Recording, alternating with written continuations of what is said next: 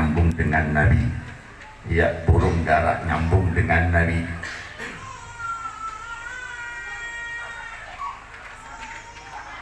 Pohon nyambung dengan Nabi. Bapak Ibu kalau sholawatan baca maulid tiba, bagaimana onta? Onta itu nyambung dengan Nabi. Salatullahi malahat kawakib alahmad khairi marrakiban najaib hada hadis surah bismil habaib fahazzas sukru a'tafar rakaib. Ketika iring-iringan onta, rombongan kafilah onta itu mendengarkan alunan-alunan syair pujian untuk Nabi seperti yang disebut dalam burda. Burda itu pujian, makanya dinamakan burdatul madih. Burdatul madih apa? Burda, kain untuk diberikan kepada orang yang dipuji, yaitu Nabi Muhammad sallallahu alaihi wasallam. Di situ amin tadakuri kiranin bidi salami masa kita dalam anjara min muklatin bidami, terus segala macam sampai akhir Bapak Ibu ya. Itu syair. Nah, ketika syair itu dibawakan dengan alunan lagu, tapi kan ganti-ganti lagunya ya, suaranya merdu, itu bisa menjadikan onta itu lari kencang larinya. Kalau tidak ada suara indah, tidak ada pujian-pujian, jalannya santai. Begitu mulai amin tadakuri kiranim bidi salami, mulai dia ya, apalagi sambung lagi, tambah kenceng sampai Bapak Ibu dikatakan oleh penulis syair tadi, kalau onta itu dengar pujian-pujian Nabi, coba kau lihat, alam taraha wa qad maddat khutaha wa salat min madamiha sahaib. Begitu dengar dia lari jalan. Asalnya begitu dengar alunan suara indah pujian untuk Nabi, dia lari. Maddat khutaha, lari. Wasalat bin madamiha sahaib, sambil nangis, onta nangis. Dan ini dibuktikan Bapak Ibu oleh mereka-mereka yang biasa ikut rombongan kafilah untuk ke Madinah 12 Maulid. Jadi tradisi di Makkah, orang-orang Makkah Bapak Ibu punya tradisi malam tanggal 1 Maulud Rabiul Awal itu orang-orang Makkah siap-siap berangkat menuju ke Madinah untuk 12 Rabiul Awal ada di Madinah ya. Nah, rombongan onta kafilah itu disebut rakbun.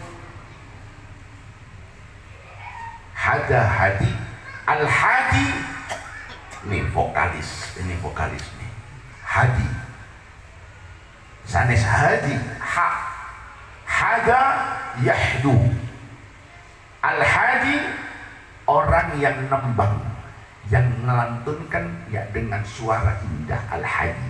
Hada hadi, hada hadi as-sura al-lail, malam hari. Mestinya onta itu ketika malam ngantuk harusnya istirahat tidur, tapi karena rombongan pengen cepat nyampe ke Madinah, maka dibacakanlah syair-syair pujian untuk Kanjeng Nabi sehingga onta itu seger ya. Begitu seger dia lari, pengen cepat nyampe ke Madinah. Mereka sudah lupa dengan capek, lari kejar. Maka ketika onta itu lari, jangan kau tarik, jangan direm. Bagaimana remnya onta? Ininya ditarik, kendalikan supaya ngerem. Jangan, kasihan, dia tidak akan ngerem karena dia tahu bahwa dia lagi ke arah Madinah. Kalau direm, maka akan luka dia punya mulut.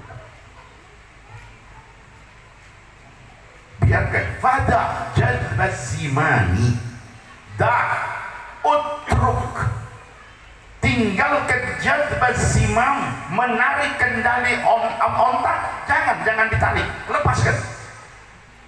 Faqaidu syauqiha, kerinduannya onta kepada Nabi.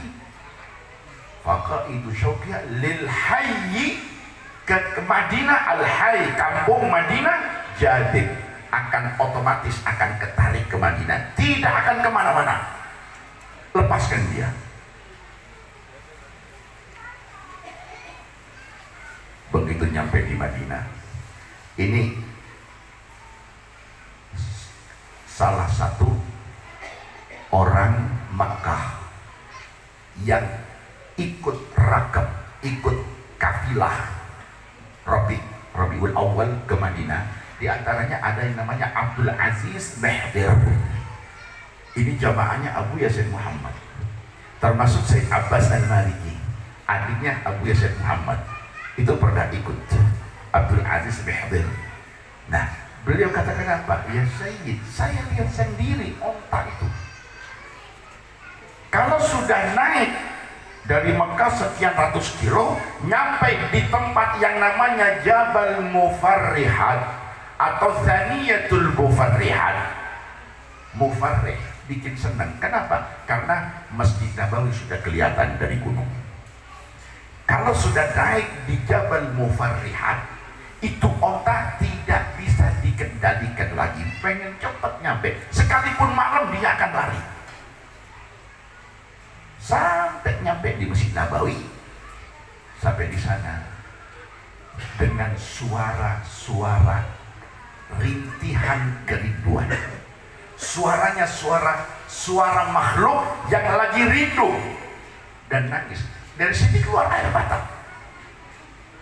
merasa senang, merasa bahagia karena bisa nyampe di Madinatul Rasul. Itu onta Bapak Ibu. Bagaimana dengan umat Muhammad yang ingin dapat syafaat Nabi, yang ingin ketemu Nabi, yang ingin kumpul dengan Nabi di sorga? Apa yang kita lakukan? Apa yang sudah kita berikan untuk Nabi? Apa yang kita persembahkan untuk Nabi? Kalau burung hamamah tadi depan gua Thaur, dia sudah punya andil. Lancak punya andil. Onta punya andil. Kita ini apa? Andil kita apa, Bapak? Oh, saya bikin muludan peringatan Maulid Nabi. Cukup? Belum cukup, Bapak Ibu. Jasa Nabi Muhammad terlalu besar untuk dibalas hanya dengan sekedar peringatan mulut. Terlalu besar, Bapak Ibu. Jadi saya harus bagaimana? Tidak harus bagaimana, karena memang Nabi tidak mengharapkan imbalan. Qul la as'alukum alaihi ajran. Katakan Muhammad, aku Muhammad tidak minta bayaran, tidak minta imbalan, enggak. Aku sampaikan lillahi ta'ala. Aku cuma berharap apa? Amalkan apa yang diajarkan Nabi, amalkan supaya kita bisa ketemu dengan Nabi, bisa berjumpa dengan Nabi, bisa melihat wajah Nabi Muhammad sallallahu alaihi wasallam. Yang di akhirat melihat wajah Nabi, dialah yang akan selamat dan bahagia. Jadi supaya kita bisa berjumpa dengan Nabi, Anda jangan jauh-jauh dari Nabi. Jadi harus dekat, ya harus dekat. Bagaimana bisa dekat dengan Nabi? Allah sudah berikan Bapak Ibu, nih caranya. Bagaimana Gusti? Ya ayyuhalladzina amanu sallu alaihi wasallimu. Solawat. Solawat akan mendekatkan kita kepada Nabi. Oh alhamdulillah, saya ikut ustadz saya. Bagaimana? Saya solawat sesuai anjuran ustadz saya. Ustadz yang di mana? Yang di Google, yang di YouTube. Apa kata ustadznya? Solawat cukup 1 hari sekali dalam sholat. Silahkan, silahkan. Anda hanya sekali atau 5 kali sehari solawatnya boleh, tapi nanti di akhirat nabinya di depan, Anda paling ujung dekat neraka. Tidak masuk neraka, dekat neraka. Kenapa? Karena solawatnya cuma 5 kali. Jadi harus berapa? Bebas.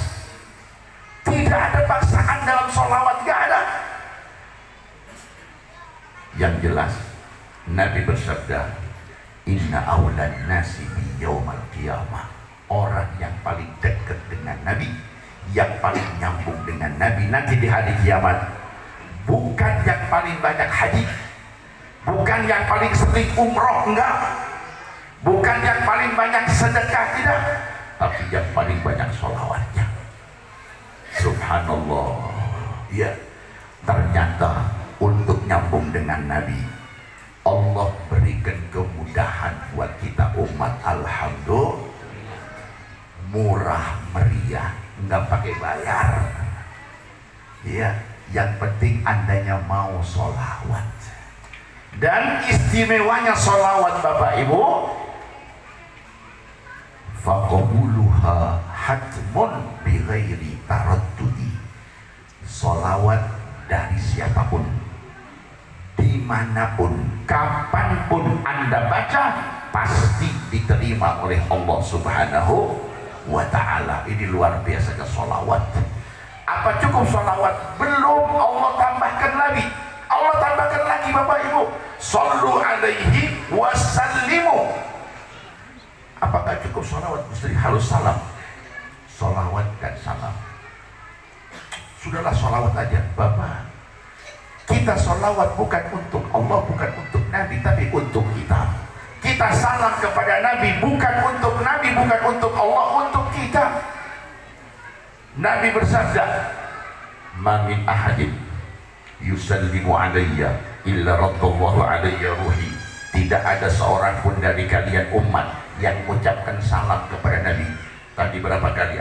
Assalamu alayka. Berapa kali Anda assalamu alayka? Ya, 10, 15, 20, berapapun Anda salam kepada Nabi akan dijawab oleh Nabi. Tidak ada ma min ahadin yusallimu alayya illa raddallahu alayya ruhi. Allah kembalikan ruhnya Nabi untuk menjawab salamnya umat. Bayangkan Bapak Ibu, anak-anak kita kalau dengar dapat salam dari siapa?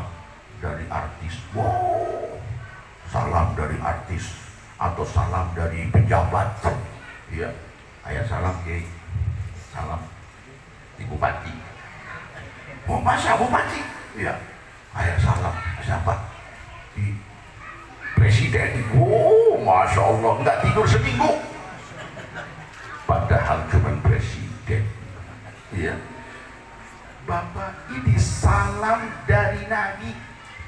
Ketika kita assalamu alayka ya Rasulullah, Nabi Muhammad jawab, wa alaikassalam warahmatullahi wabarakatuh. Tinggal berapa Anda sehari salam? Silahkan. Ya, semakin banyak semakin nyambung.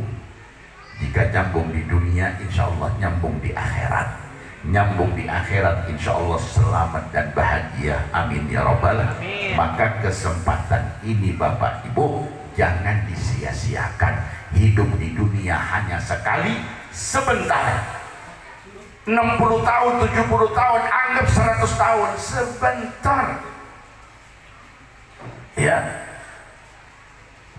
hidup di dunia sekali dan sesaat.